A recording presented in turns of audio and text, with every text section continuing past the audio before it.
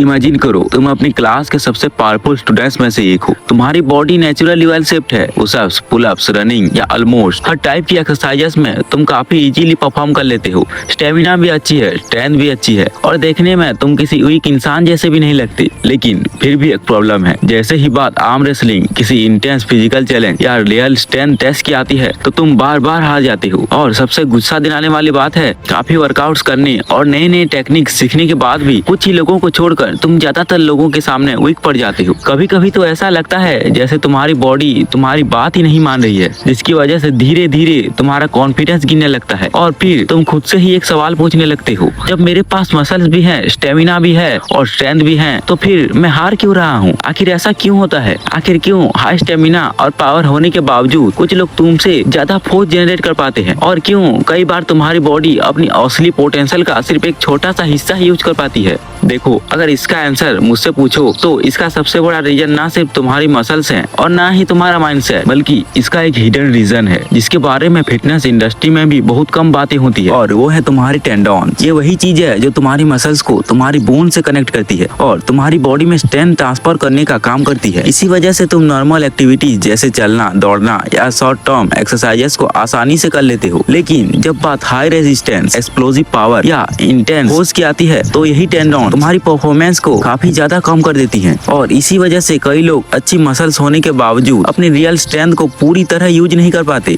लेकिन आखिर ये टेंडन्स होते क्या हैं? ये वीक क्यों हो जाते हैं? और सबसे इम्पोर्टेंट, इन्हें स्ट्रॉन्ग कैसे बनाया जा सकता है ताकि तुम डिफिकल्ट फिजिकल एक्टिविटीज और हाई रेजिस्टेंस मूवमेंट को और भी एफिशिएंटली परफॉर्म कर सको? इन सभी क्वेश्चंस के आंसर तुम्हें इस वीडियो में मिलने वाले हैं। इसी तरह हमारे हैंड, शोल्डर्स और नीज में भी अलग अलग टेंडन्स होते हैं जो स्ट्रेंथ और मूवमेंट्स को एफिशिएंटली ट्रांसफर करने का काम करती हैं। लेकिन यहाँ एक इम्पोर्टेंट बात समझना जरूरी है, मसल्स के कंपैरिजन में टेंडन्स का रिकवरी प्रोसेस काफी स्लो होता है। इसीलिए अगर ये डैमेज हो जाए तो इन्हें रिकवर करने में काफी ज्यादा टाइम लग सकता है और यही वजह है कि टेंडन्स इंजरीज को फिटनेस वर्ल्ड में इतना सीरियस माना जाता है। अब सवाल ये आता है कि आखिर टेंडन्स डैमेज या वीक होते कैसे हैं? देखो, अगर आप अपने टेंडन्स पर बार बार एक्सेसिव स्ट्रेस डालते हो, उन्हें प्रॉपर रिकवरी नहीं देते या फिर रिपीटेटिव मूवमेंट्स और हैवी लिफ्टिंग को कंटिन्यूअसली परफॉर्म करते रहते हो तो धीरे धीरे उन पर प्रेशर एक्यूमुलेट होने लगते हैं और अगर इसी प्रेशर को टाइम पर मैनेज ना किया जाए तो टेंडन्स वीक या डैमेज भी हो सकते हैं। और इसी वजह से टेंडन्स की हेल्थ को मेंटेन करना बहुत जरूरी होता है और मेरे अकॉर्डिंग इस डायरेक्शन में पहला स्टेप है अपनी उन हैबिट्स को कंट्रोल करना जो आपकी ओवरऑल फिजिकल और मेंटल परफॉर्मेंस को नेगेटिवली अफेक्ट करती हैं। और इसी कॉन्टेक्स्ट में मास्टरबेशन को भी इंक्लूड करता हूँ। देखिए, इस टॉपिक पर हर इंसान की अलग अलग ओपिनियन हो सकती है, लेकिन अगर आपको लगता है कि कोई हैबिट आपकी एनर्जी, डिसिप्लिन या प्रोडक्टिविटी को अफेक्ट कर रही है तो उसे ग्रेजुअली कंट्रोल करना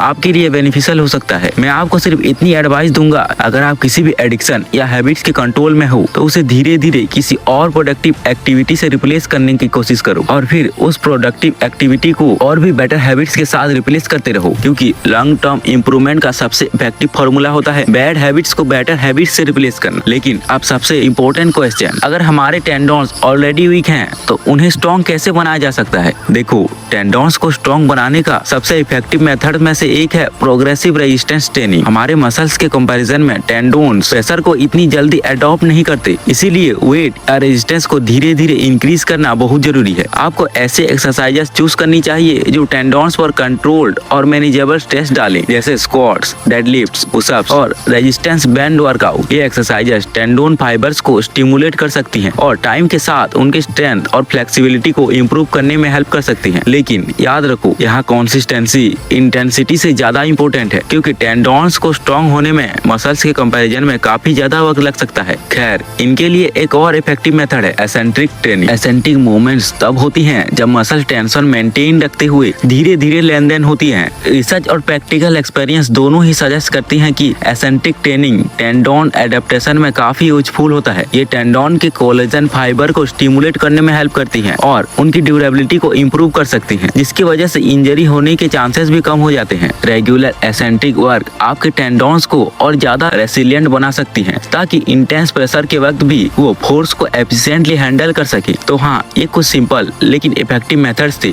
जो टेंडन स्ट्रेंथ को इम्प्रूव करने में मदद कर सकते हैं। लेकिन एक और इम्पोर्टेंट क्वेश्चन बचता है, क्या सिर्फ इन मेथड्स के थ्रू आप अपने डैमेज टेंडन्स को कंप्लीटली हील कर सकते हो? तो शॉर्ट आंसर है नहीं। देखो, ये एक्सरसाइजेस और ट्रेनिंग मेथड्स आपके टेंडोन्स को स्ट्रॉन्ग बना सकते हैं, लेकिन रिकवर और रिपेयर के प्रोसेस में न्यूट्रिशन भी उतना ही इम्पोर्टेंट रोल प्ले करता है। और यहीं पर एंटर होते हैं nutrients. Protein rich foods, collagen, vitamin C, zinc और मैग्नीशियम जैसे न्यूट्रिएंट्स टेंडोन रिपेयर और रिकवर प्रोसेस को सपोर्ट कर सकते हैं। साथ ही प्रॉपर हाइड्रेशन मेंटेन करना भी टेंडोन्स हेल्थ और इलास्टिसिटी के लिए इम्पोर्टेंट माना जाता है, क्योंकि जब बॉडी प्रॉपरली हाइड्रेटेड होती है तो कनेक्टिव टिश्यूज भी कंपैरेटिवली बेटर फंक्शन करते हैं। इसीलिए अगर आप सच में अपने टेंडोन्स को स्ट्रॉन्ग बनाना चाहते हैं तो सिर्फ ट्रेनिंग पर फोकस मत करो, ट्रेनिंग के साथ रिकवरी, न्यूट्रिशन और हाइड्रेशन पर भी इक्वल अटेंशन दो, क्योंकि जब ये सारी चीजें एक साथ काम करती हैं तब आपके टेंडोन्स ग्रेजुअली स्ट्रॉन्गर और रेजिस्टेंट बन सकते हैं। और जब आपके टेंडोन्स स्ट्रॉन्ग बनते हैं तो ना सिर्फ आपकी ओवरऑल स्ट्रेंथ इंप्रूव होती है, बल्कि हाई रेजिस्टेंस मूवमेंट और डिफिकल्ट फिजिकल एक्टिविटीज के दौरान आपकी बॉडी ज्यादा स्टेबल